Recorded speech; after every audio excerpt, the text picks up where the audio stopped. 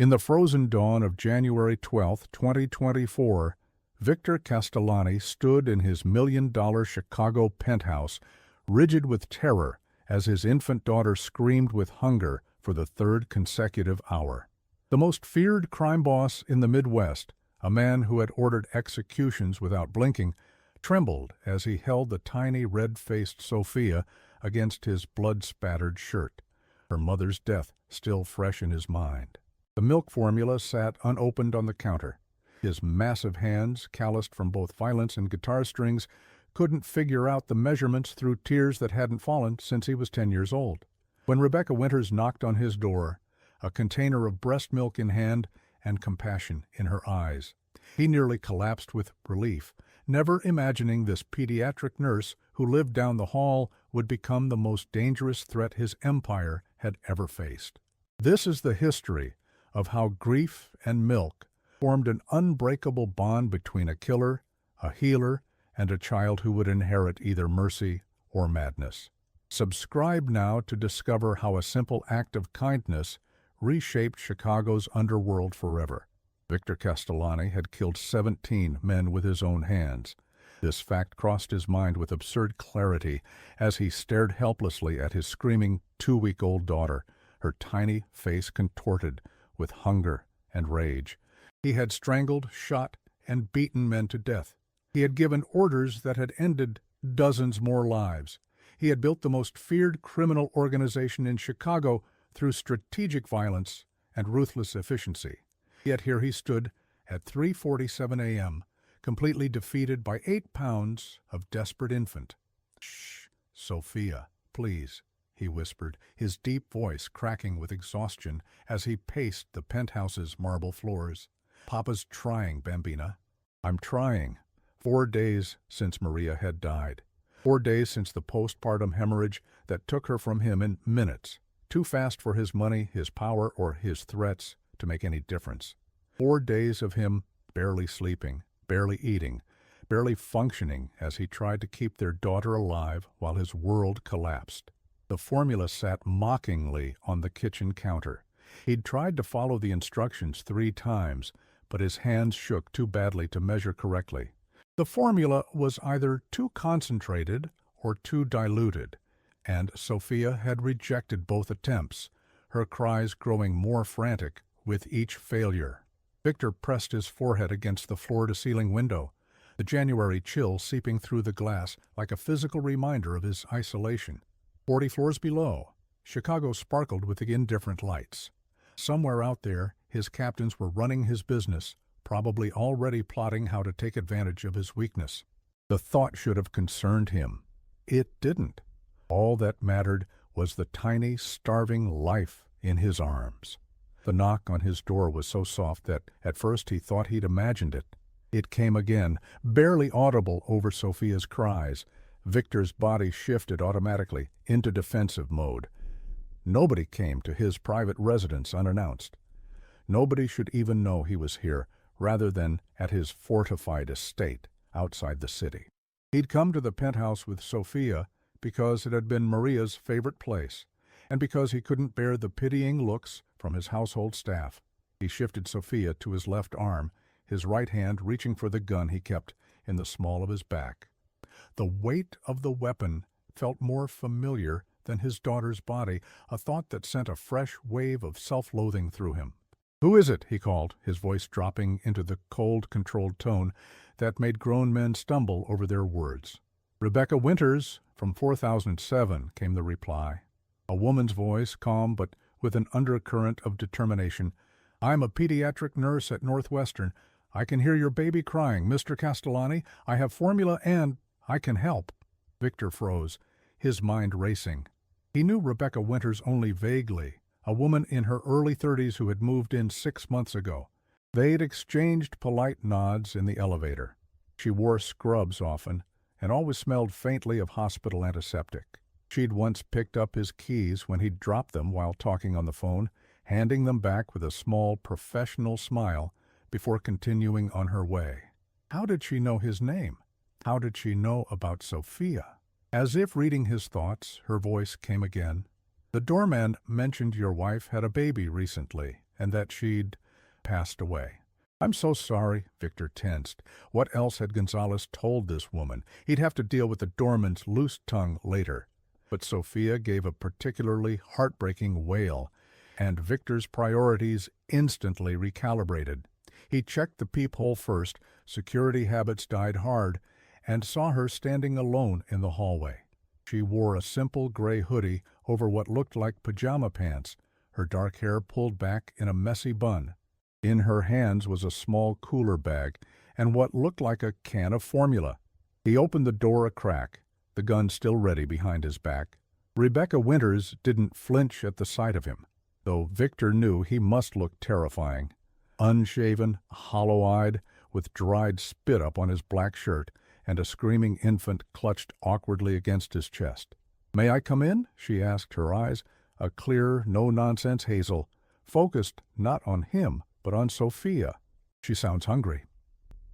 Against every instinct honed through decades in his dangerous world, Victor stepped back and let her in. Rebecca moved with quiet efficiency, setting her bags on the kitchen counter without asking permission. "How long has she been crying like this?" 3 hours this time," Victor admitted, his voice raw. "I can't get the formula right. She won't take it." Rebecca nodded, assessing the situation without judgment. She washed her hands thoroughly at his sink, then turned to him. "May I?" She held out her arms for Sofia. Victor hesitated only a moment before transferring his daughter's tiny form to this stranger's capable hands. Rebecca immediately cradled Sofia with practiced ease, her touch gentle but confident as she checked the baby's diaper, felt her forehead, and examined her small, angry mouth. "She's got a good set of lungs," Rebecca commented. "That's healthy." She reached into her cooler bag and pulled out a small container. "This is breast milk. I have a friend who donates to the NICU where I work. It's been screened and is safe. Would you like to try this first? Some babies have trouble with formula initially." Victor stared at the container, uncomprehending. "Breast milk? From another woman?" "Yes, it's actually quite common. Many mothers donate excess milk for babies who need it." She looked at him steadily. "I brought formula too, if you prefer, but this might be easier on her stomach." Victor nodded numbly, watching as Rebecca efficiently prepared a bottle with the donated milk, testing the temperature on her wrist with the casual expertise of someone who had done this thousands of times. When she began feeding Sofia, the miracle happened almost instantly. The screaming stopped as Sofia latched onto the bottle, her tiny hands curling against the plastic as she sucked desperately at the milk. The sudden silence in the apartment was so profound that Victor felt his knees weaken. He sank onto one of the kitchen stools, watching in awe as his daughter's face relaxed from its anguished contortion into peaceful concentration. "There we go," Rebecca murmured to Sofia, her voice soft. "That's better, isn't it?" "You were just so hungry." Victor watched them, this stranger cradling his child with more natural skill than he'd managed in 2 weeks of desperate trying. He should have felt threatened, jealous perhaps. Instead, overwhelming relief flooded through him, followed swiftly by a crushing wave of grief so intense he had to grip the counter to stay upright. Maria should be here. Maria should be the one feeding their daughter, crooning Italian lullabies, and laughing at how Sofia's tiny fingers curled just like her father's.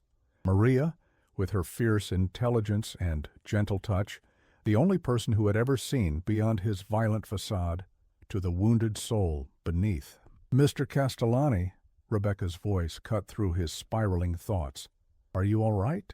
He realized he was breathing too rapidly, his vision blurring at the edges. With effort, he forced himself back under control, decades of discipline reasserting itself. "Yes, thank you for—" He gestured vaguely at Sofia, who was now drinking contentedly. Rebecca nodded. "When was the last time you slept?" The question was so unexpected that Victor actually had to think about it. "I don't know. Before Maria, I've been trying to keep Sofia fed, but—" He trailed off, too exhausted to maintain his usual armor.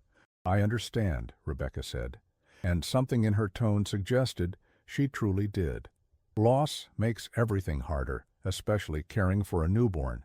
She hesitated, then added gently, "I can show you how to prepare the formula correctly before I go. And maybe we could set up a schedule for the next few days? Just until you get your footing." Victor looked at her sharply. "A schedule? I work 3 12-hour shifts at the hospital, but I'm off for the next 4 days. I could come by a few times to help with feedings, show you some techniques for soothing her." She met his suspicious gaze directly. "No strings attached, Mr. Castellani. Just a neighbor helping out." Victor studied her face, searching for hidden motives. His entire adult life had taught him that kindness always came with expectations. People helped him because they wanted protection, money, or influence. No one, especially not an educated, respectable woman like Rebecca Winters, offered assistance without an agenda. "Why?" he asked bluntly. Rebecca's expression softened as she looked down at Sophia, who was falling asleep at the bottle, milk dribbling from the corner of her tiny mouth. "Because she needs help, and you're clearly doing your best in an impossible situation." Her eyes lifted to his. "And because I've seen too many babies in the hospital without enough people fighting for them. Sophia has you. But right now, you could use some backup." The simple honesty in her voice pierced through Victor's exhaustion and paranoia. He found himself nodding slowly. "All right, a schedule." Rebecca smiled, the expression transforming her serious face. "Good. Now, why don't you sit down and I'll show you how to burp her properly after feeding." As Victor carefully took his now content daughter back into his arms, following Rebecca's instructions on positioning Sophia against his shoulder, he was struck by the bizarre turn his life had taken. 4 days ago he'd been Victor Castellani, feared boss of Chicago's most powerful crime family, husband to a beautiful wife, soon-to-be father. Now he was a widower, a lost and terrified single father, accepting help from a neighbor he barely knew. And, strangest of all, for the first time since Maria's death, he felt a tiny spark of something that might eventually become hope. From her perch on Victor's shoulder, Sophia gave a surprisingly loud burp, and Rebecca laughed, a warm, genuine sound that seemed to brighten the dimly lit penthouse. "That's a good one," she said approvingly. "She's a natural." Victor felt the corner of his mouth twitch in what might have been the ghost of a smile. "Takes after her father," he said, the words emerging before he could consider them. Rebecca's eyes met his, and for a brief moment they were just two people sharing amusement over a baby's bodily function, the vast differences in their worlds temporarily suspended. Then Sophia sighed contentedly and nestled against Victor's neck, her warm breath tickling his skin, and he knew with sudden, absolute certainty that he would do anything, sacrifice anything, to protect this tiny life, even if it meant accepting help from an outsider, even if it meant showing weakness, even if it meant changing everything about the man he had spent decades becoming. Over the next 4 days, a strange rhythm developed between Victor, Sophia, and Rebecca. True to her word, Rebecca came by several times each day, always knocking softly and waiting to be invited in. She brought more donated breast milk, showed Victor how to properly prepare formula when that ran out, and demonstrated various techniques for soothing Sophia when she was fussy. Victor watched and learned with intense concentration, his hands gradually becoming more confident as they held his daughter's delicate body. He still felt overwhelmed and grief-stricken, but the paralyzing terror began to recede as Rebecca's calm presence filled his home and her knowledge filled the gaping holes in his abilities as a father. On the 3rd day, while Rebecca was showing him how to give Sophia a sponge bath, Victor's phone rang with the distinctive tone that indicated his consigliere Antonio was calling. He had been avoiding his organization's business, responding only to the most urgent messages with terse instructions. But Antonio would not call unless it was critical. "I need to take this," Victor said, carefully handing the damp, squirming Sophia to Rebecca. He stepped into his office, closing the door firmly before answering. "Speak." "The Moretti situation has escalated," Antonio said without preamble. "They're making moves on the riverfront properties, telling people you've gone soft after Maria's death. 3 of our distributors have already flipped to their side." Victor's jaw tightened. The Moretti family had been testing boundaries for months, encroaching on territories that had been Castellani domain for generations. He had been planning to deal with them decisively before Sophia's premature birth, and Maria's unexpected death had upended everything. Who specifically? Victor asked, his voice dropping into the cold register that his people recognized as most dangerous. Antonio named the distributors, adding, Moretti's son Dario has been handling the recruitment personally. Word is they're planning something bigger, possibly targeting you directly while you're... He hesitated, clearly choosing his words carefully, occupied with personal matters. 4 days ago, Victor would have immediately called for his security team, arranged a show of force, possibly even sanctioned a targeted response against Dario Moretti to send a message. The Victor Castellani, who had built his empire on calculated violence, would not have hesitated. But now, through the partially open office door, he could see Rebecca gently wrapping Sophia in a soft towel, her movements tender as she dried his daughter's downy head. He could hear her speaking softly to the baby, nonsense words of comfort that somehow made his chest ache. Secure our most loyal distributors, Victor said finally. Double their protection and compensation. For the others, maintain surveillance, but take no action yet. And increase security at all my properties, but discreetly. That's it? Antonio couldn't keep the surprise from his voice. Victor, if we don't respond strongly... I said no action yet, Victor cut him off. I'll deal with the Morettis myself when I'm ready.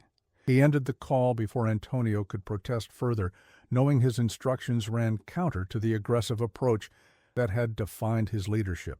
His people would question his judgment, perhaps even his strength. The vultures were already circling, sensing weakness in his grief. But as Victor stepped back into the living room and saw Sophia, now clean and sweet-smelling in Rebecca's capable hands, he found himself unwilling to bring the violence of his world any closer to his daughter than it already was. The thought of blood being shed, even Moretti blood, while Sophia slept peacefully in the next room, turned his stomach in a way it never had before. "Everything okay?" Rebecca asked, looking up from fastening Sophia's sleeper. Victor nodded shortly, taking his daughter back into his arms. Sophia immediately nuzzled against his chest, her instinctive trust both terrifying and precious. How could she know that these hands that held her so carefully had ended lives, that the heart beating under her tiny ear had hardened through decades of ruthless choices? Just business, he said, the standard answer he had given Maria whenever she had asked about his work. Unlike Maria, who had grown up adjacent to his world and understood the unspoken boundaries, Rebecca's eyes showed a flicker of curiosity, but she simply nodded and began cleaning up the bath supplies. "I've left more milk in your refrigerator," she said. "It should last until tomorrow morning. And don't forget the pediatrician appointment at 10. I've written it down on that notepad by the phone. Do you have a car seat installed properly?" The question caught Victor off guard. "A what?" Rebecca's expression shifted to professional concern. "A car seat. For Sophia. You can't take her in a vehicle without a proper infant car seat." Victor frowned. He had a fleet of luxury vehicles with bullet-resistant glass and security features that would impress military contractors, but he realized with a jolt that he hadn't considered how to safely transport his daughter in any of them. No, he admitted, disliking the unfamiliar feeling of inadequacy. "I thought that might be the case," Rebecca said, without judgment. "I took the liberty of ordering one online yesterday. It should be delivered this evening. I can help you install it tomorrow before the appointment." The presumption should have annoyed him. Victor Castellani did not appreciate people making decisions about his life without consultation. Yet all he felt was a wave of relief that Rebecca had anticipated this need, sparing Sophia from his ignorance. "Thank you," he said, the words still awkward on his tongue when spoken sincerely, rather than as dismissal or ironic acknowledgment. Rebecca nodded, gathering her things to leave. At the door, she paused. "You're doing well, you know. Most new parents struggle, even without..." She trailed off, clearly not wanting to explicitly mention Maria's death. Victor looked down at Sophia, now sleeping trustingly against him. "I have no idea what I'm doing," he admitted, the raw honesty surprising them both. "None of us do, really," Rebecca said with a small smile. "We just learn as we go. I'll see you tomorrow morning at 8.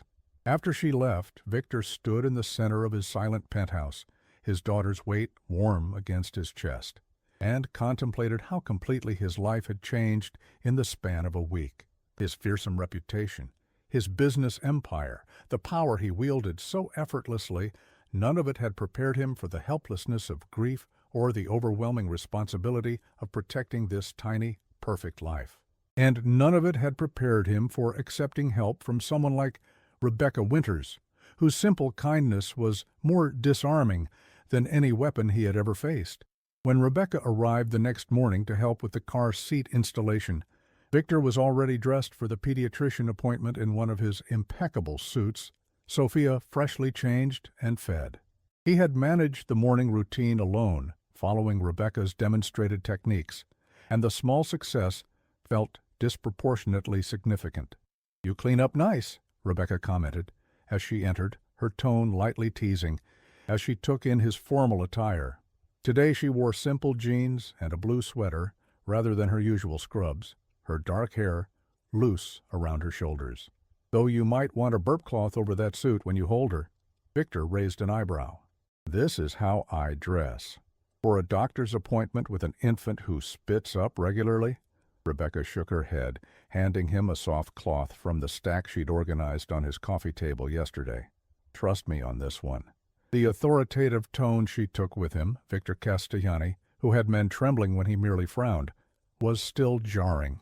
More jarring was how he found himself accepting the cloth and draping it over his shoulder before lifting Sophia from her bassinet. "The car seat arrived?" Rebecca asked. "All business now." Victor nodded toward the box sitting near the door. "Last night." Together they descended to the building's private garage, where Victor's black Bentley waited. As Rebecca expertly unpacked and installed the car seat, explaining each step of the process, Victor found himself distracted by how utterly out of place she looked in his world. Rebecca Winters, with her practical efficiency and genuine care, her life dedicated to healing rather than harm, kneeling on the leather seats of his luxury car that had transported him to countless meetings where violence was planned with the same meticulous attention she now gave to securing his daughter's safety. "There," she said finally, giving the seat a firm tug to test its stability. "That's not going anywhere. Do you want to practice putting her in? The straps can be tricky at first." Victor carefully placed Sophia into the seat, his large hands dwarfing her tiny body, as he fumbled with the buckles under Rebecca's patient guidance. When Sophia was finally secured, her dark eyes blinking curiously at her new surroundings, Victor stepped back and found himself oddly affected by the image. His daughter, safely ensconced in his car, ready to venture into the world under his protection. It was such a normal, mundane parenting moment, and yet it felt momentous, a step toward a version of fatherhood he had never imagined for himself. "Shall we go?" Rebecca asked, breaking into his thoughts. "We don't want to be late." Victor hesitated. "You're coming with us?" "I assumed." Rebecca paused, suddenly uncertain. "I thought you might want support for the first appointment, but of course if you'd prefer to go alone." "No," Victor said quickly, surprising himself. "Please, join us." The pediatrician's office was a new environment for Victor, one where his name provoked no recognition, his presence commanded no deference. Dr. Patel, a petite woman with kind eyes and a no-nonsense manner, treated him like any other new father, a refreshing experience for a man accustomed to people either fearing or flattering him. Throughout the examination, Rebecca stood slightly to the side, occasionally translating medical terminology or asking questions that hadn't occurred to Victor. Her presence was unobtrusive but steadying, filling the role that Maria should have played with a respectful distance that somehow made the pain more bearable rather than sharper. "Your daughter is doing beautifully," Dr. Patel concluded, handing Sophia back to Victor. "She's gaining weight appropriately and all her reflexes are strong. Do you have any concerns or questions?" Victor looked to Rebecca, who gave him an encouraging nod. "She cries sometimes for no reason I can determine," he said, "even when she's been fed and changed." Dr. Patel smiled. That's completely normal. Babies this age often cry simply because it's their only form of communication. They can be overwhelmed by sensations or just want to be held differently. She glanced between Victor and Rebecca. You two are doing an excellent job, especially given the circumstances. It's good that you have each other for support. Neither Victor nor Rebecca corrected her assumption that they were together. It was simpler to let it stand, and Victor found himself oddly reluctant to clarify their unusual arrangement. As they were leaving, Dr. Patel handed Victor a business card. I understand you're navigating this alone, Mr. Castellani. This is the contact information for a grief counselor who specializes in helping new parents who have lost a partner. Many find it helpful. Victor accepted the card automatically, though the idea of discussing his feelings with a stranger was entirely alien to him. In his world, grief was managed privately, vulnerability concealed at all costs. The only person he had ever truly opened up to was Maria. And yet, as they drove back to the penthouse, Sophia, sleeping peacefully in her car seat, and Rebecca beside him quietly checking messages on her phone, Victor realized he had already broken his own rules by accepting help from this woman who knew nothing of his true nature. I go back to work tomorrow, Rebecca said, as they pulled into the garage, breaking a comfortable silence. 12-hour shifts for the next 3 days. Victor nodded, a strange disappointment settling in his chest. Of course, her assistance had always been temporary. She had her own life, her own career. The fact that she had dedicated 4 precious days off to helping him and Sophia was already more than he deserved. We'll be fine, he said, more confidently than he felt. You've taught me what I need to know. Rebecca smiled. I believe you will be. You're a quick study, and you clearly adore her. She hesitated, then added, but if you'd like, I could still stop by before and after my shifts, just to check in, and I'm only a text away if you have questions. Relief washed through Victor with embarrassing intensity. That would be helpful, he managed. Good, Rebecca said decisively. Now let's get this little one upstairs for her nap, and then maybe you can actually eat something while she's sleeping. I've noticed you skipping meals. Victor raised an eyebrow at her observational skills, but didn't deny the charge. Food had seemed unimportant in the fog of grief and new parenthood. Once they had settled Sophia in her bassinet, Rebecca efficiently prepared a simple meal from ingredients in his barely stocked kitchen, placing a plate of scrambled eggs and toast in front of him, with the same gentle authority she used when instructing him on baby care. Eat, she said firmly. Sophia needs you healthy. Victor complied, watching as Rebecca moved around his kitchen with growing familiarity, making a list of groceries he should order and leaving it magneted to his refrigerator. The domestic scene was so far removed from his normal existence that it felt almost like he was observing someone else's life. Yet something about Rebecca's practical kindness, her focus on Sophia's needs above all else, resonated with the part of him that had first been drawn to Maria, the part that yearned for something real and uncomplicated in a life built on power plays and calculated risks. Why are you really doing all this? He asked abruptly, the question that had been nagging at him since that first night finally breaking free. Rebecca turned from the sink where she was washing the pan she'd used, her expression thoughtful. I told you before, Sophia needs help, and so do you. People in my experience don't provide this level of assistance without wanting something in return, Victor pressed, especially to strangers. A flicker of something, hurt perhaps, crossed Rebecca's face. That's a rather cynical view. It's a realistic one, Victor countered. Rebecca dried her hands slowly on a kitchen towel. My younger brother was born when I was 12, she said after a moment. My mother had postpartum depression so severe she could barely function. My father worked 2 jobs to keep us afloat. I essentially raised Tommy for his first year. Her eyes met Victor's steadily. I know what it's like to be thrown into caring for an infant without preparation. The difference is, I had neighbors who stepped in to help when they saw we were struggling. Abernathy from next door taught me how to give Tommy a bath. Mr. Lee from the grocery store would set aside the formula we needed when supplies ran low.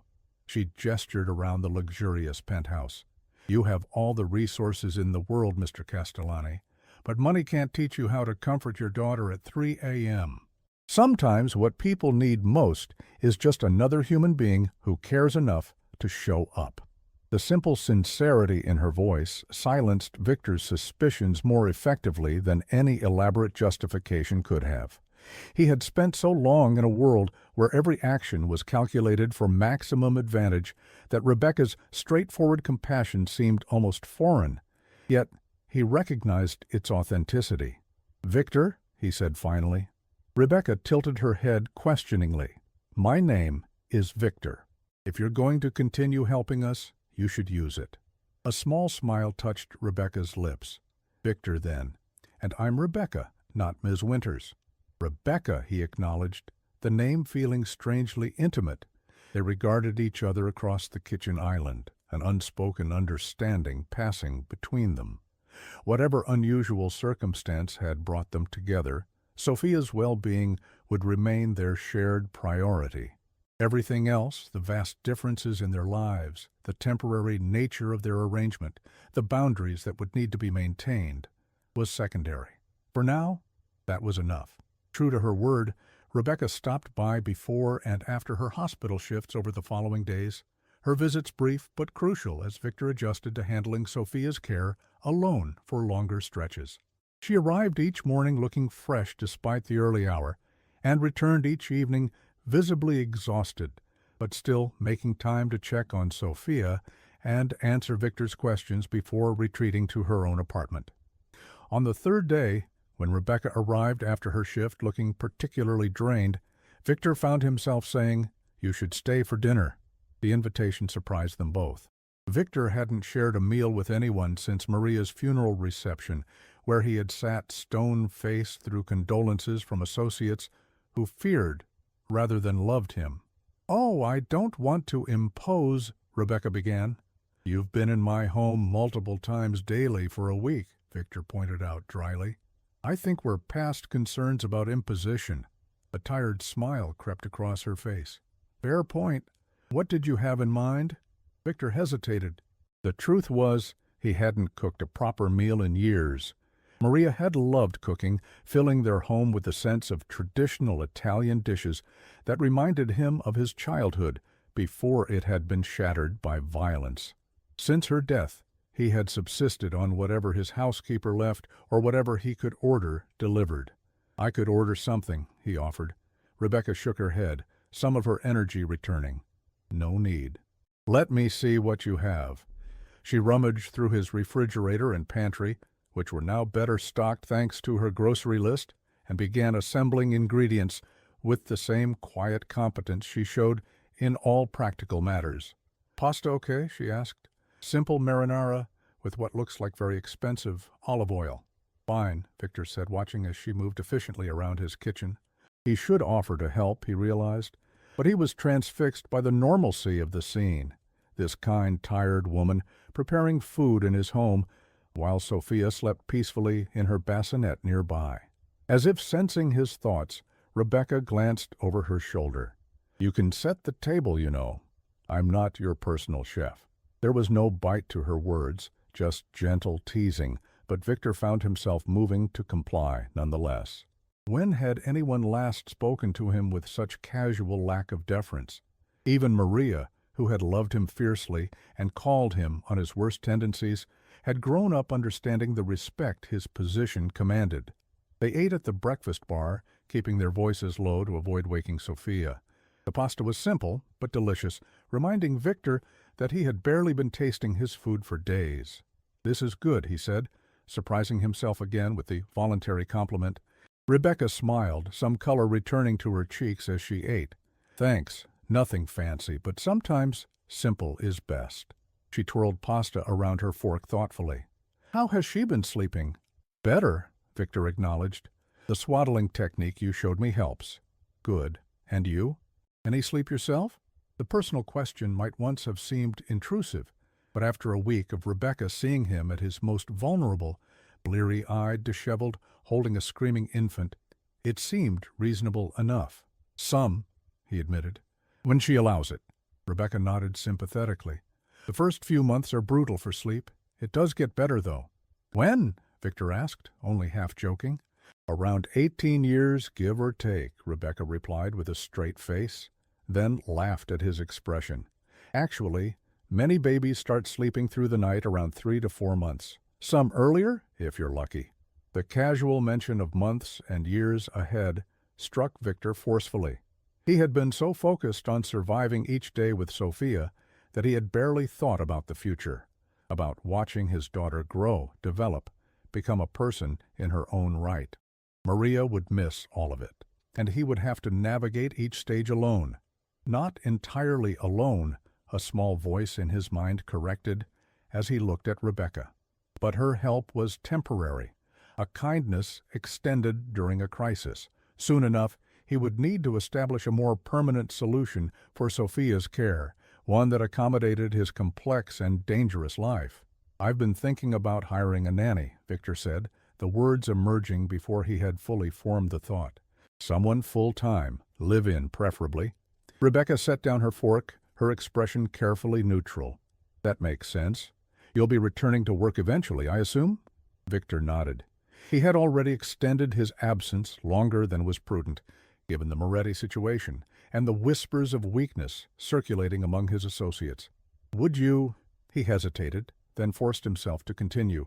"Would you help me find someone suitable? You would know what qualities to look for better than I would." Rebecca looked genuinely touched by his request. "Of course, I can ask around at the hospital, too. Sometimes the partners of medical staff are looking for nanny positions, and they tend to have good backgrounds in childcare." "I would appreciate that," Victor said formally, uncomfortable with how much he was coming to rely on her judgment when it came to Sophia. They finished the meal in comfortable silence, and as Rebecca prepared to leave, Victor found himself reluctant to see her go. Her presence had become a stabilizing force in the chaos of his new reality, her calm competence a counterbalance to his uncertainty. "Same time tomorrow?" she asked, gathering her things. Victor nodded.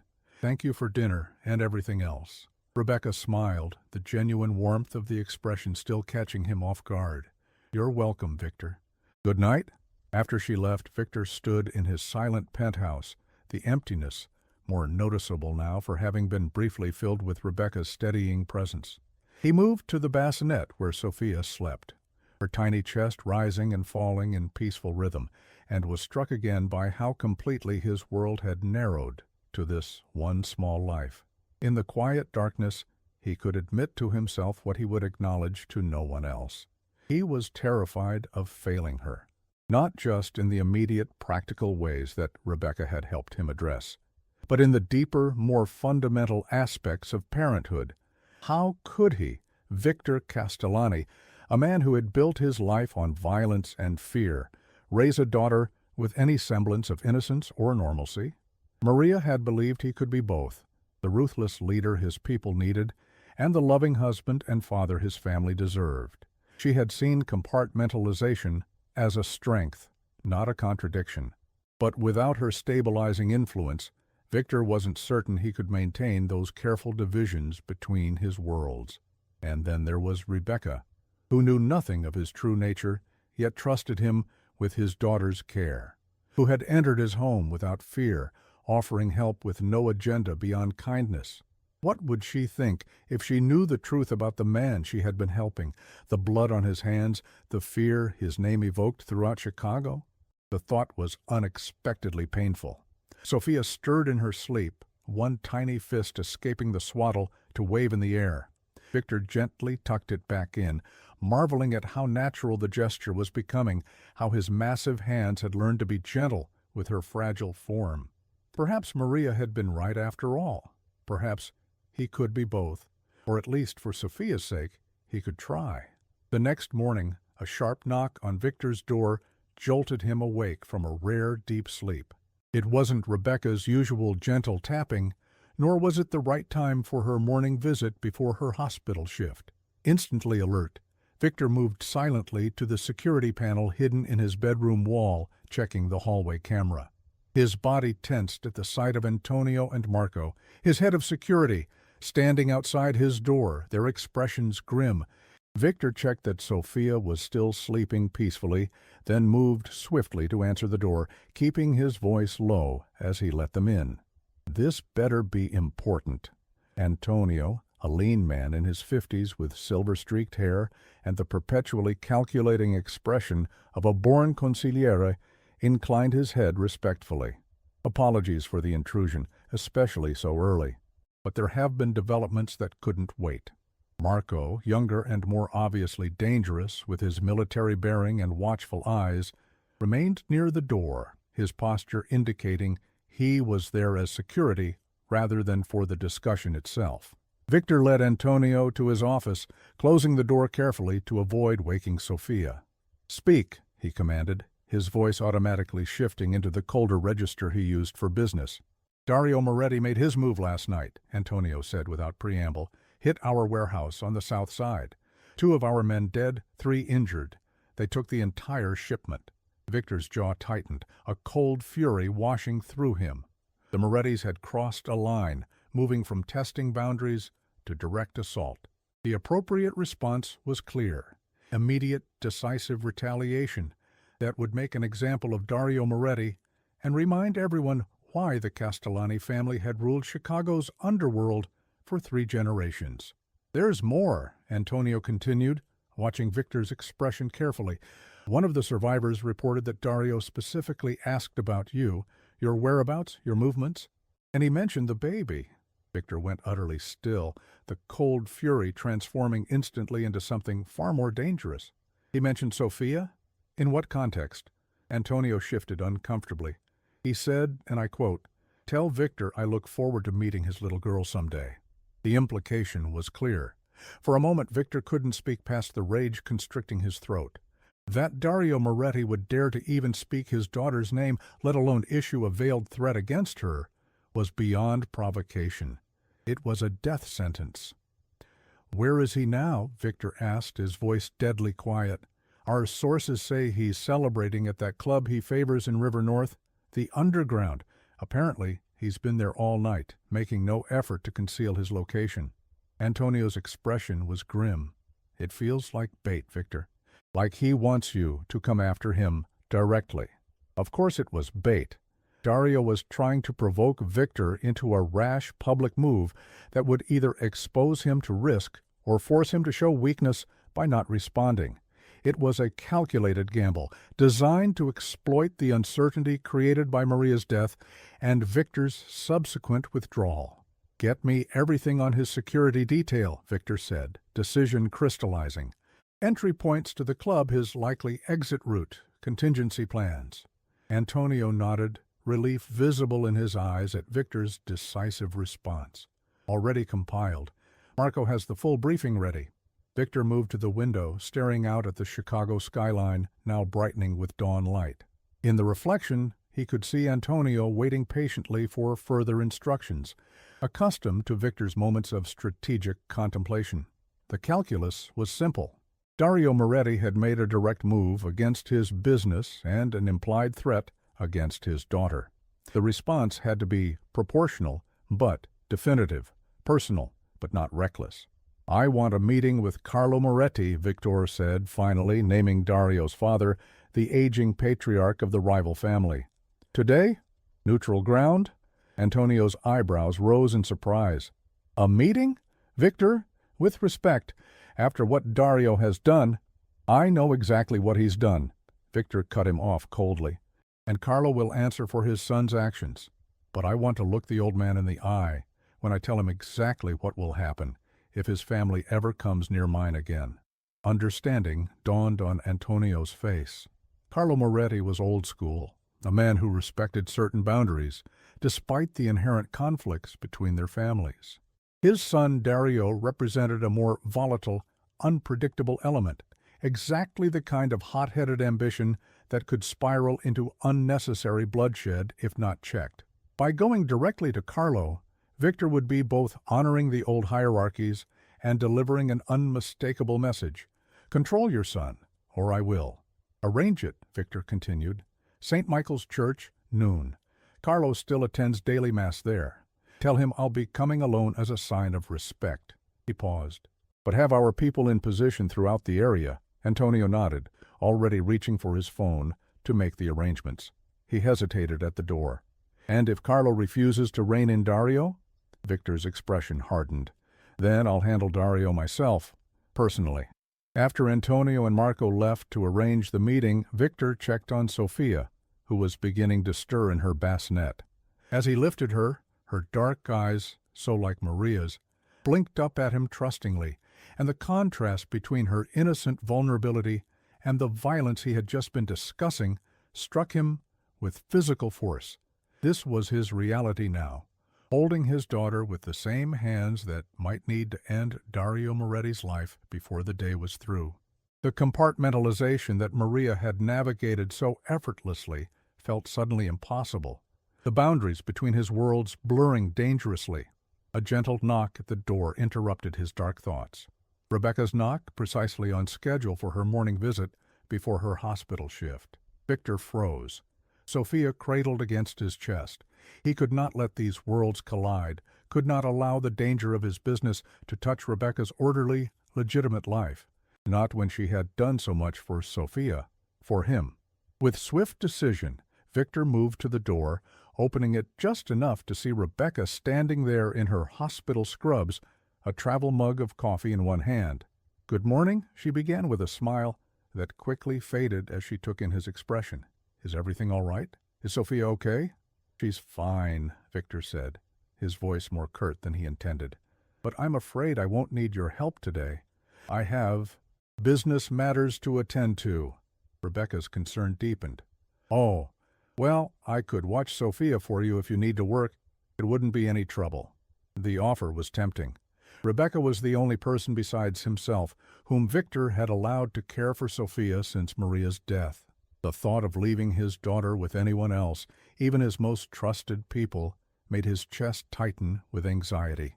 But involving Rebecca further in his life, especially today of all days when he was preparing for a confrontation that could potentially erupt into violence, was out of the question. "That won't be necessary," he said, forcing his tone to remain neutral. "I've made other arrangements." Rebecca studied his face, clearly sensing the shift in his demeanor, but unable to decipher its cause. "All right," she said slowly, "if you're sure. Will you need help this evening after my shift?" Victor hesitated. By evening, the situation with the Morettis would be resolved one way or another. Either Carlo would agree to control his son, or Victor would ensure Dario was no longer a threat, permanently. "I'm not certain," he said truthfully. "I'll message you."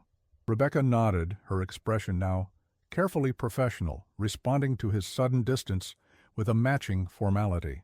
"Of course. I hope your business goes well." As she turned to leave, Sofia let out a small cry from inside the apartment. Rebecca paused, instinct clearly warring with respect for the boundary Victor had just established. "She's probably hungry," Rebecca said, her concern for Sofia overriding any awkwardness. "Did you prepare a bottle for her?" "I can handle it," Victor said, more sharply than intended. Seeing Rebecca flinch slightly at his tone, he moderated his voice. "Thank you for checking in. I'll let you know about this evening." He closed the door before he could see the hurt confusion in her eyes, focusing instead on soothing Sofia, who was indeed growing hungry and frustrated. As he prepared her bottle with the practiced efficiency Rebecca had taught him, Victor tried to ignore the hollow feeling in his chest. This separation was necessary. Rebecca Winters belonged to a world of healing and innocence, not the brutal calculations of power and vengeance that defined his existence. Letting her deeper into his life would only endanger her, and perhaps in time disillusion her about the man she had been helping. Better to maintain distance now, before the boundaries became too blurred to reinforce. By 10 o'clock, Victor had finalized his plans for the meeting with Carlo Moretti. Sofia was fed, changed, and dressed in one of the soft sleepers Rebecca had helped him organize in the nursery dresser. The car seat was properly installed in his most secure vehicle, with Marco personally checking the installation before deeming it acceptable. Now came the most difficult decision: where to leave Sofia during the meeting. Victor had considered and rejected various options, including asking his late mother's sister, who lived in a secured building in the Gold Coast. Aunt Sophia was in her 70s now, and while she would certainly watch her great-niece for a few hours, the logistics of getting Sophia to her and back seemed unnecessarily complicated for such a brief need. In the end, Victor made the call he had been avoiding. 20 minutes later, Gabriella Ricci, Maria's younger sister, arrived at his penthouse, her expression a complex mixture of grief, concern, and wariness. "Thank you for coming," Victor said formally, letting her in. Gabriella nodded stiffly. Unlike Maria, who had embraced Victor's world with clear-eyed acceptance, Gabriella had always maintained a cautious distance from her brother-in-law's business, limiting their interactions to family holidays and occasional dinners. "Where is she?" Gabriella asked, her voice softening as she looked around for her niece. Victor led her to where Sophia lay in her bassinet, and watched as Gabriella's composed facade cracked at the sight of the baby. She looked so much like Maria had at that age, according to the family photos Victor had seen. "Oh, she's beautiful," Gabriella whispered, tears filling her eyes. "She has Maria's chin." "Yes," Victor agreed quietly. The resemblance was both comfort and torment, a daily reminder of what he had lost and what he had to protect. Gabriella reached down to stroke Sophia's cheek gently. "I would have come sooner, but I wasn't sure if you wanted family around." The unspoken truth hung between them. Since Maria's death, Victor had isolated himself and Sophia from everyone, including Maria's grieving family. It hadn't been a conscious decision so much as a primal instinct to withdraw and protect what remained of his world. "I appreciate you coming now," Victor said, bypassing the implied accusation. "I have an unavoidable meeting." "I should be back within a few hours." Gabriella straightened, studying him with eyes that were painfully similar to Maria's. "Business?" The question carried weight beyond the single word. Victor could almost hear the rest of it. Business that might create more orphans, more widows. Business that might someday leave Sophia without a father as well as a mother. "Yes," he said simply, not offering details she wouldn't want anyway. Gabriella sighed. "Maria always said you were two different men, the one she loved and the one the world feared. I never understood how she reconciled that." Victor felt a flash of irritation at having his late wife's private thoughts shared so baldly, but he contained it. Gabriella was family now, Sophia's only aunt, and he needed to maintain that connection for his daughter's sake. "Everything is prepared for Sophia," he said instead, guiding Gabriella through the location of bottles, diapers, and other essentials with the confidence of someone who had been caring for an infant for weeks rather than days. "She'll likely sleep most of the time I'm gone, but if she gets fussy, the swaddling technique in this book helps." He indicated the baby care book Rebecca had brought him, now dog-eared and filled with notes in his precise handwriting. Gabriella raised an eyebrow, clearly surprised by his level of practical knowledge. "You've been doing this yourself? No nurse or nanny?" "A neighbor has been helping," Victor said tersely, unwilling to elaborate on Rebecca's role. "I'm interviewing for a permanent nanny next week." Gabriella nodded slowly, absorbing this information. "Well, Sophia and I will be fine. Take whatever time you need." As Victor prepared to leave, gathering the files Antonio had delivered and checking that his weapon was secured in its holster, he found himself unexpectedly hesitant. This would be the first time he had left Sophia's side since bringing her home from the hospital after Maria's death. Despite his confidence in Gabriella's abilities, the prospect of separation, even for a few hours, created a physical ache in his chest. "My number is on the refrigerator," he said unnecessarily, knowing Gabriella already had his contact information. "Call immediately if there's any concern." "We'll be fine, Victor," Gabriella repeated, more gently this time. "Go take care of your business." As he stepped into the elevator, Victor found himself mentally cataloging all the security measures in place: the double locks on his door, the private access codes to his floor, the discreet security personnel stationed throughout the building, the panic button installed in every room of his penthouse. Was it enough? Could anything ever be enough to protect Sophia in a world where men like Dario Moretti would threaten a child to gain leverage? The question stayed with him as his driver navigated through Chicago's late-morning traffic toward St. Michael's Church. By the time they arrived, Victor had fully transitioned into the version of himself that had built and maintained the Castellani Empire: cold, calculating, ruthlessly efficient. The church was nearly empty when Victor entered, the late-morning sunlight filtering through stained glass windows to cast colorful patterns across the worn wooden pews.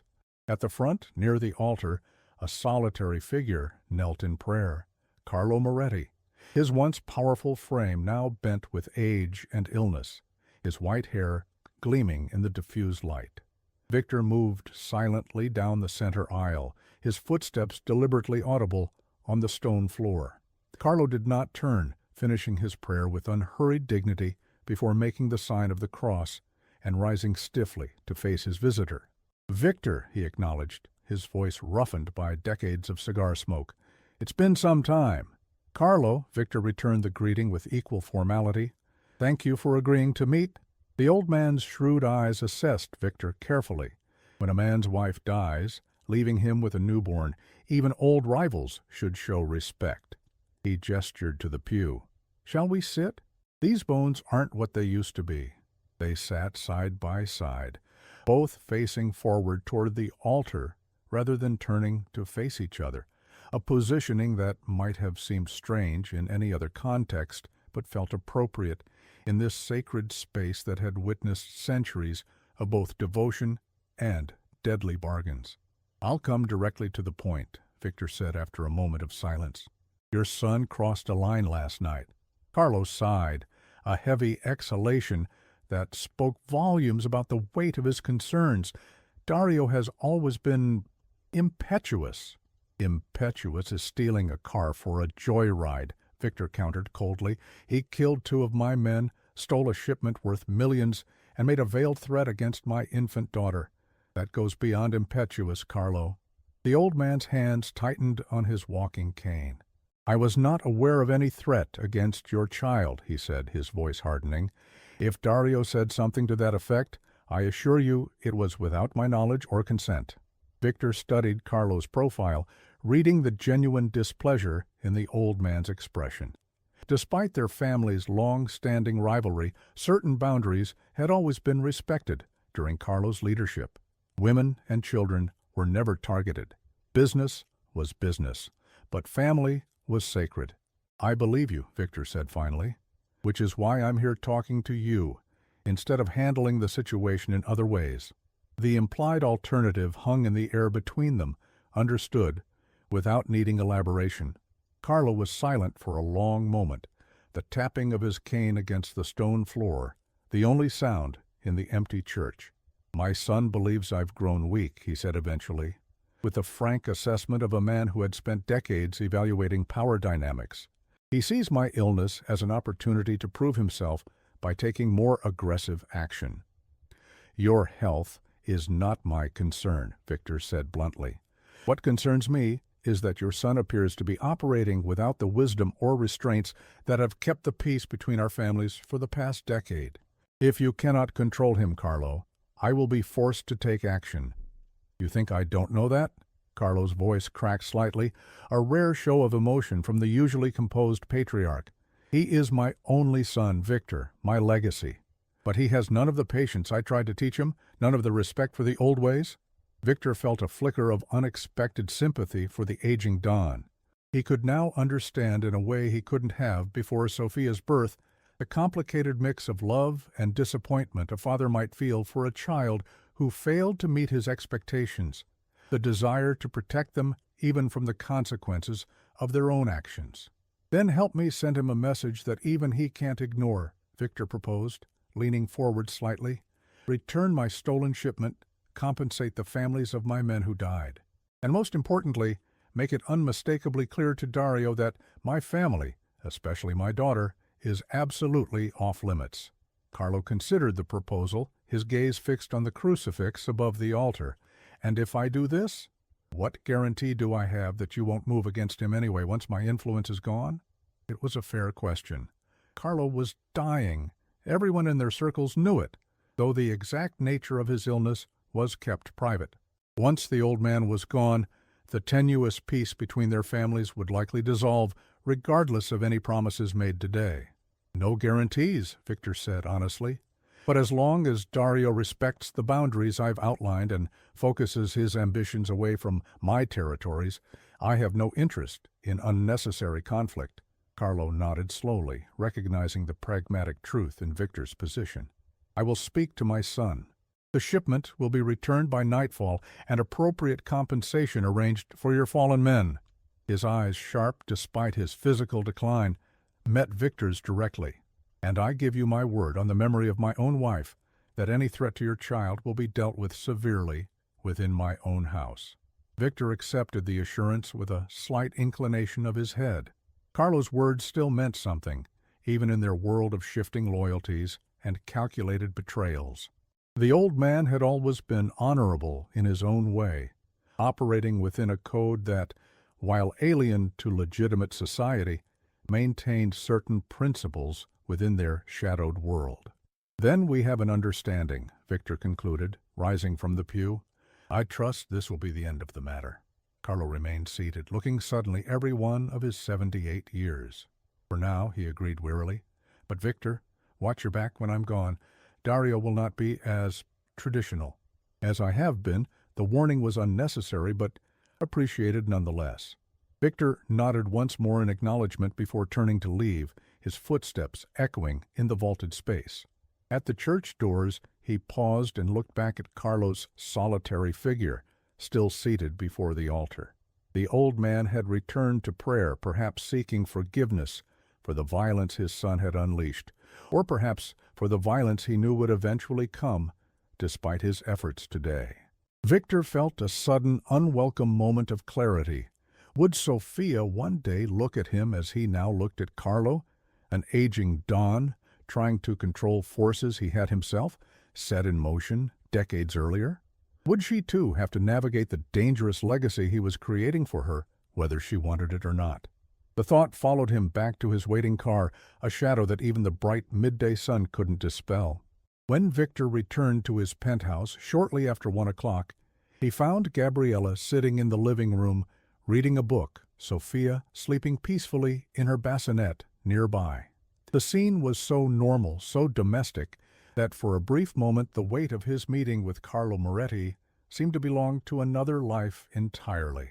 How was she? Victor asked quietly, moving immediately to check on his daughter. Perfect, Gabriella replied, marking her place in the book. She woke once, took a bottle, and went right back to sleep. You have an exceptionally good baby, Victor. Victor nodded, relief washing through him at finding Sophia safe and content.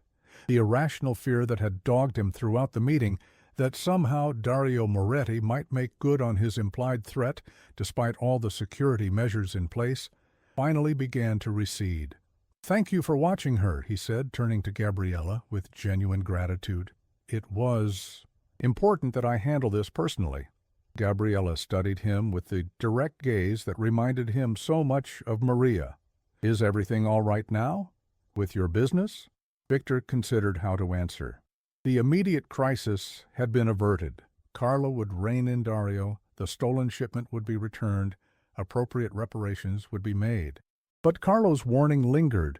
This was a temporary solution to a problem that would inevitably resurface, perhaps in more dangerous form, once the old man was no longer there to moderate his son's ambitions. For now, he said finally, echoing Carlo's own assessment. Gabriella seemed to accept this limited assurance, gathering her things to leave. At the door she hesitated. Victor, Maria would be proud of how you're caring for Sophia. She always believed you would be an excellent father, despite, she trailed off, unwilling to directly reference his criminal enterprises. Despite everything else Victor finished for her? Gabriella nodded. I'd like to be part of Sophia's life, to visit regularly if you're amenable. The request was reasonable, even expected. Sophia deserved to know her mother's family, to have that connection to the part of her heritage that wasn't tainted by the Castellani legacy of violence and power. Of course, Victor agreed. You're welcome any time. Just call first. After Gabriella left, Victor checked his phone and found a message from Antonio confirming that Carlo had already begun making good on his promises. The stolen shipment was being returned, and a formal letter of apology, an old-fashioned gesture that reflected Carlo's traditional approach, would be delivered by evening. The immediate crisis was resolved, but Victor knew better than to consider the matter closed. Dario Moretti might be temporarily contained by his father's authority, but the younger man's ambition and recklessness would find other outlets. Moving forward, Victor would need to be even more vigilant, more strategic in protecting both his business interests and, most importantly, Sophia. As if sensing his thoughts, Sophia stirred in her bassinet, her tiny face scrunching in that now familiar prelude to hunger. Victor lifted her with practiced ease, cradling her against his chest as he prepared a bottle with his free hand, a skill he had perfected over the past week under Rebecca's patient guidance. Rebecca. In the tension of the morning's developments, he had nearly forgotten his abrupt dismissal of her help. He checked the time. She would be midway through her hospital shift now, focused on the ill children under her care with the same gentle competence she had shown Sophia. He should message her, Victor realized, to let her know whether he would need her help this evening as originally planned. But what would he say? How could he explain the sudden coldness with which he had treated her this morning, or the reality that allowing her further into their lives might eventually expose her to dangers she couldn't begin to imagine? Sophia's increasingly insistent cries pulled him from these thoughts. He settled into the comfortable chair near the window that had become his preferred spot for feeding her, testing the temperature of the formula before offering it to her eager mouth. As she drank, her dark eyes fixed on his face with that peculiar, intense focus newborns sometimes showed, Victor made his decision. He would maintain the boundaries he had begun establishing this morning. Rebecca had already given them more help than he had any right to expect. It was time to transition to more appropriate arrangements. A professional nanny, properly vetted and compensated, who understood the unique security considerations of his household. It was the rational choice, the prudent choice, the choice that would protect Rebecca from his world while ensuring Sophia received the care she needed. Why, then, did the thought of it leave him feeling so inexplicably hollow? Later that evening, as the city lights began to glimmer against the darkening sky, Victor sat at his desk reviewing security reports while Sophia slept nearby. The gentle knock at his door was so familiar by now that he recognized it instantly as Rebecca's, though he hadn't messaged her about coming after her shift as they had tentatively planned that morning. For a moment he considered not answering. It would be the clearest way to establish the boundary he had decided upon, a clean break rather than a gradual withdrawal that might prolong the inevitable. But the thought of Rebecca standing unanswered in the hallway, concerned about Sophia, perhaps even hurt by his apparent dismissal, compelled him to rise and open the door. Rebecca looked tired but composed in her street clothes, her hospital shift clearly having ended recently. Her expression was carefully neutral as she met his gaze. "I didn't hear from you," she said simply. "I thought I should check if everything is all right with Sophia." The concern was entirely for his daughter, Victor noted, not for the mystery of his sudden coldness that morning or the uncharacteristic failure to follow through on their tentative plans. Rebecca was keeping her focus professional, respecting the distance he had begun establishing. "She's fine," Victor said, then, recognizing the curtness of his tone, added more gently, "sleeping well." "I was just reviewing some paperwork." Rebecca nodded, still making no move to enter, despite having been a regular visitor for over a week. "Good. I'm glad she's doing well." She paused, then continued with careful neutrality. "I've asked around at the hospital about potential nannies, as you requested. I have a few names of qualified people who might be available for interviews next week." "Thank you," Victor said formally.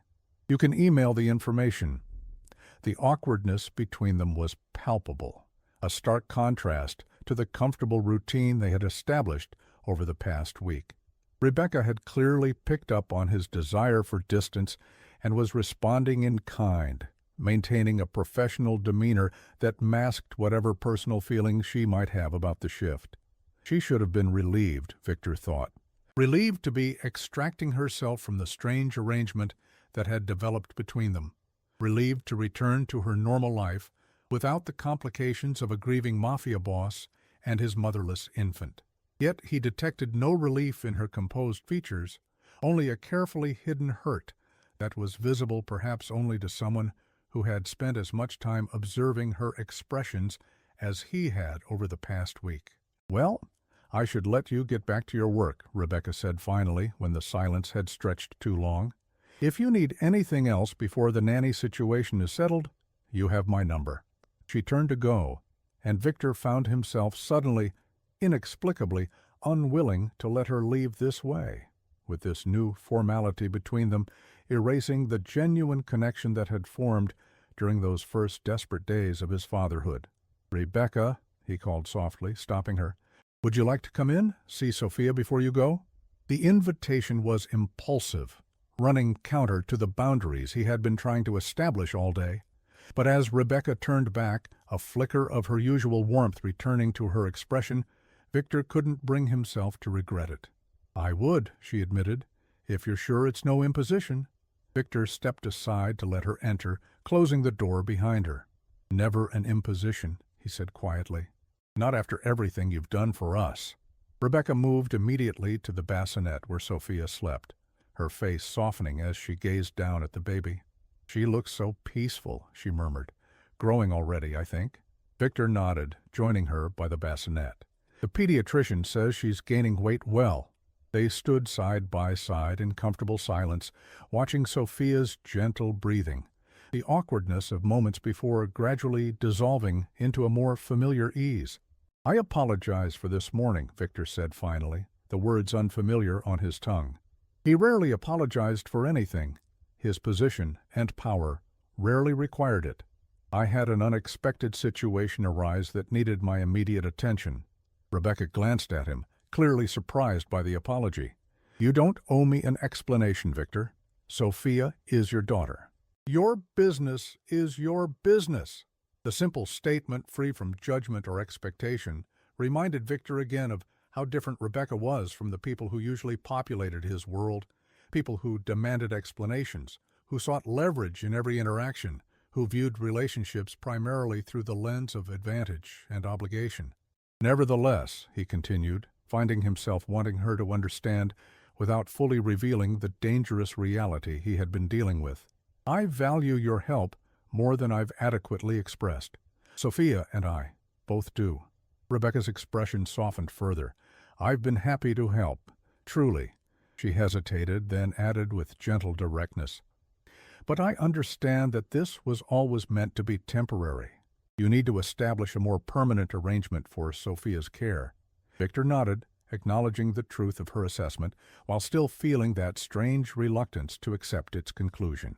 "The nanny candidates you're suggesting, they're good with infants? Experienced?" "Very," Rebecca assured him. "I've worked with some of them professionally. They're all knowledgeable, patient, and genuinely love children." All the practical qualities Victor should be prioritizing. Yet he found himself wondering if any of them would have the same intuitive understanding of Sophia that Rebecca had shown from that first desperate night. The ability to read his daughter's needs and respond with exactly the right intervention. "Perhaps you could help with the interviews," he suggested, another impulsive extension of their connection rather than the clean break he had been planning. Rebecca tilted her head slightly, studying him with that perceptive gaze that sometimes made him wonder how much she actually saw of the man behind his careful facade. "If you'd like," she agreed. "I could help you develop questions that will identify the best fit for Sophia's needs." As they discussed potential interview strategies, falling into the easy pattern of conversation that had developed during their week together, Victor became aware of a decision forming in his mind, one he hadn't consciously reached, but which seemed in this quiet moment inevitable. He didn't want to lose Rebecca's presence in their lives entirely. The boundaries were still necessary. She could never be fully integrated into his world without risking her safety and her innocence. But perhaps there was a middle path that would allow Sophia to continue benefiting from Rebecca's unique blend of professional expertise and genuine care. "Would you consider," Victor began carefully, "continuing to check in on Sophia regularly, even after I hire a nanny? Not as her primary caregiver, but as a consultant of sorts. Someone who can ensure she's developing properly, advise on any concerns that arise." It was an unusual proposition, he knew. Most wealthy single fathers would simply hire the best nanny money could buy and be done with it. But Sophia's circumstances were far from typical, and Victor found himself unwilling to entrust her well-being entirely to someone who didn't know her the way Rebecca already did. Rebecca appeared surprised by the suggestion. "Like a part-time child care advisor?" "Something like that," Victor agreed, relieved that she hadn't immediately dismissed the idea. "You would be compensated for your time, of course." At this, Rebecca frowned slightly. "Victor, I don't need payment for checking in on Sophia. I care about her well-being." "I understand that," he said, choosing his next words carefully. "But I'm asking for your professional expertise as well as your personal concern. Your time has value." Rebecca seemed to consider this perspective. "I suppose I could stop by regularly, especially during the transition period with a new nanny, and be available for questions or concerns as they arise." She looked directly at him. "But I'd prefer to keep this informal for now. No payment necessary." Victor recognized the gentle but firm refusal for what it was, a statement that her relationship with Sophia, and by extension with him, wasn't transactional. That meant something to her beyond professional obligation or financial compensation. The realization was both warming and concerning. Warming because it confirmed the genuine connection Rebecca had formed with them. Concerning because genuine connections were vulnerable points in his dangerous world, potential weaknesses that could be exploited by enemies like Dario Moretti.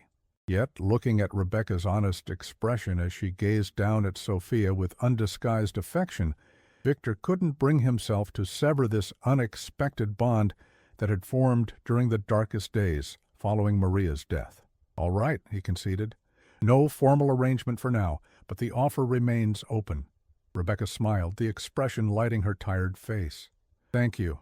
And thank you for letting me see her tonight. I was concerned after this morning." The admission revealed more than perhaps she had intended, that his abrupt dismissal had worried her, not just about Sophia, but perhaps about him as well. That despite the brief duration of their acquaintance, she had come to care about their well-being in a way that transcended mere neighborly obligation. It was dangerous, this caring, dangerous for her, dangerous for him. But looking at Sophia sleeping peacefully, secure in the knowledge that she had not just one, but two adults deeply invested in her welfare, Victor couldn't regret the connection that had formed. Some risks, it seemed, were worth taking. As January gave way to February, a new routine gradually established itself. Victor hired Mrs. Eleanor Hughes, a no-nonsense widow in her 50s, with impeccable references and a calm, unflappable demeanor that had impressed both him and Rebecca during the interviews. Mrs. Hughes moved into the guest suite of the penthouse, providing round-the-clock care for Sophia with professional efficiency. Victor returned to his business operations, carefully balancing his leadership responsibilities with his commitment to be present for his daughter. The whispers of weakness that had circulated after Maria's death faded as he methodically reasserted control over his organization, though he now made certain decisions differently than he might have before, weighing the long-term security implications for Sophia with each move he authorized. True to her word, Rebecca stopped by several times a week to check on Sophia, her visits evolving into a comfortable ritual that all parties seemed to value. Mrs. Hughes respected Rebecca's expertise and welcomed her input, while Rebecca was careful to maintain appropriate boundaries with the professional nanny. Victor observed their interactions with quiet appreciation, grateful that the women in Sophia's life worked together harmoniously for her benefit. The boundaries Victor had determined were necessary remained largely in place. Rebecca knew nothing of his true business operations, and he kept his criminal enterprises entirely separate from the home he was creating for Sophia. Yet, despite this deliberate compartmentalization, a tentative friendship had begun to form between them during Rebecca's visits, a connection based on their shared concern for Sophia but gradually expanding to include genuine interest in each other's lives.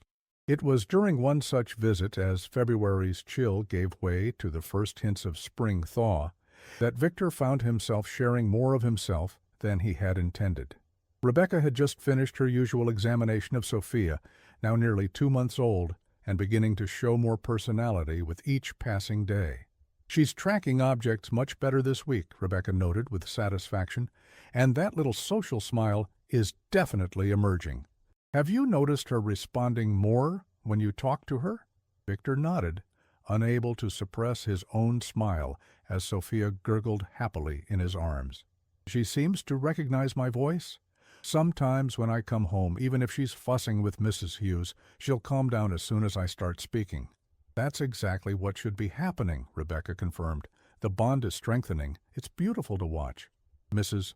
Hughes had discreetly excused herself to prepare Sophia's evening bottle, leaving Victor and Rebecca alone in the living room.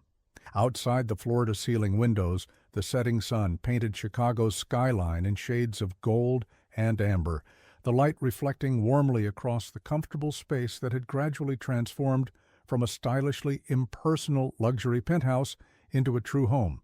"You've done an amazing job with her, Victor," Rebecca said softly, watching as Sophia's tiny hand wrapped around his finger with surprising strength. "From that first night to now, the difference is remarkable." "I had help," Victor reminded her, his gaze meeting hers with unspoken gratitude. Rebecca smiled, acknowledging the compliment, but characteristically redirecting the focus. "You were ready to learn. Many people in your position would have simply hired help immediately and remained distant." Victor looked down at Sophia, her dark eyes, Maria's eyes, gazing trustingly up at him. "That was never an option," he said quietly. "Not after—" He trailed off, but Rebecca understood the unfinished thought. "Not after losing Maria. Not after becoming Sophia's only parent." "Do you want to talk about her?" Rebecca asked gently. "Maria?" "Sometimes it helps." Victor's instinctive response was to deflect, to maintain the careful control over his grief that had become habitual. But something about the quiet evening light, Sophia's warm weight in his arms, and Rebecca's gentle, non-judgmental presence loosened the tight hold he kept on his memories. "She was incredible," he said, the words emerging with surprising ease. "Brilliant, fearless. She had this laugh that could fill a room, and she never let me get away with anything, called me out whenever I was being stubborn or unreasonable." Rebecca smiled, settling more comfortably into her chair. "She sounds wonderful. How did you meet?" "At a charity gala, ironically," Victor said, a fond smile touching his lips at the memory. "My family has always been involved in certain community foundations, largely for appearance's sake, I admit. Maria was there representing her father's business interests. She saw right through the polite facade I maintain at such events, challenged me on some dismissive comment I'd made. I was—" He paused, searching for the right word. "Captivated." "Love at first sight?" Rebecca suggested. Victor considered this. Not quite. Respect at first sight, perhaps. The love came later, as I got to know her. "How long were you together?" 7 years married. 9 together in total. Victor shifted Sophia to his shoulder, patting her back gently as Rebecca had taught him. "She wanted children from the beginning, but we waited. My business is complicated. We wanted to ensure proper security arrangements were in place first." He realized as the words left his mouth that he had perhaps revealed more than was prudent about the dangerous nature of his work. But Rebecca didn't seem to register anything unusual in the comment, likely assuming he meant the standard security concerns of any wealthy businessman. "And then Sophia came along," Rebecca prompted, keeping the conversation flowing naturally. Victor nodded. "Maria was ecstatic when she found out she was pregnant. Started planning the nursery immediately, researching the best approaches to early childhood development." His throat tightened unexpectedly. "She would have been an amazing mother. She still is, in a way, Rebecca said softly. Through Sophia, through the love you carry for both of them. The simple statement, offered without platitude or forced optimism, touched Victor deeply. It acknowledged the permanence of his loss while affirming that Maria's influence would continue through their daughter and through his own transformed life. Sometimes I worry, he admitted, the confession emerging before he could censor it, that I'll fail her, both of them, that I won't be able to give Sophia the life Maria would have wanted for her. It was the fear that haunted him most persistently since Maria's death, not the business concerns, not even the potential threats from rivals like the Morettis, but the profound responsibility of raising Sophia to be a good, whole person, despite the complicated legacy she would inherit. Rebecca was quiet for a moment, considering his words with the thoughtful attention she gave to all serious matters. I think, she said finally, that the very fact you're worried about it means you're already on the right path.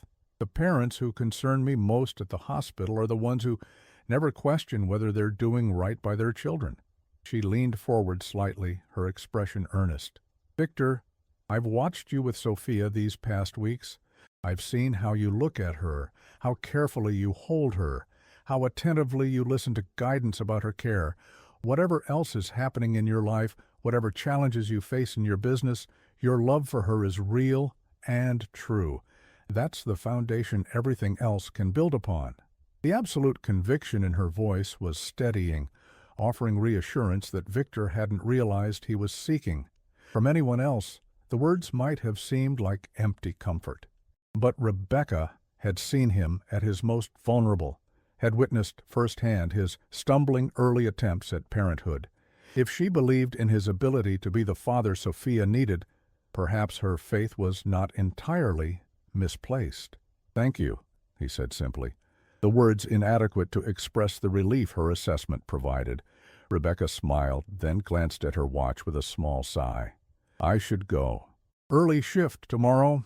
As she gathered her things to leave, Victor found himself reluctant to see her go, the connection of their conversation feeling somehow unfinished. Would you like to have dinner sometime? He asked impulsively. Not here, but at a restaurant. As a thank you for everything you've done for Sophia. The invitation surprised them both. It represented a step beyond the carefully bounded relationship they had established, a move from the private space of his home, where their interactions were centered around Sophia, into the public world where they would be seen together, two adults sharing a meal for reasons that extended beyond childcare assistance. Rebecca looked genuinely taken aback. Oh, that's not necessary, Victor. I know it's not necessary, he said, finding himself unexpectedly nervous about her response. But I'd like to, if you're comfortable with the idea. Rebecca studied him for a moment, seeming to weigh considerations beyond the simple question of whether she wanted to accept. What about Sophia? She asked finally. Mrs. Hughes would be here, Victor assured her, and we wouldn't be far away. Rebecca nodded slowly, a small smile beginning to form. Then yes, I'd like that. Thank you. As she left, Victor remained standing by the window, Sophia drowsing against his shoulder as the last light of day faded from the sky. He was acutely aware that he had just taken a step that complicated the careful boundaries he had established, boundaries meant to protect Rebecca from the darker aspects of his life. A simple dinner as a gesture of gratitude was reasonable enough. But Victor knew himself well enough to recognize that his interest in Rebecca Winters had evolved beyond mere appreciation for her help with Sophia. He admired her competence, her genuine kindness, her unassuming strength. He enjoyed their conversations, valued her perspective on matters both practical and profound. In another life, a legitimate life, he might have pursued these feelings without hesitation. But Victor Castellani's reality was far more complex, his world far more dangerous than Rebecca could possibly imagine. The prudent course would be to cancel the dinner, to maintain the existing parameters of their relationship, focused solely on Sophia's well-being. It would be safer for Rebecca, simpler for him. Yet, looking down at his daughter, peaceful in the security of his embrace, Victor found himself unwilling to retreat from the connection that had formed so unexpectedly in the aftermath of tragedy. Perhaps it was selfish, perhaps even reckless. But after weeks of darkness following Maria's death, the prospect of a single evening in Rebecca's company, away from the responsibilities of parenthood and the pressures of his empire, offered a glimpse of normalcy he found himself craving. Just one dinner, he told himself, one evening, to properly thank the woman who had helped him through the darkest days of his life. Nothing more complicated than that. Even as he formed the rationalization, Victor knew he was lying to himself. But for now, with Sophia warm against his heart and the memory of Rebecca's smile fresh in his mind, he chose to accept the comforting fiction. Some truths could wait for another day.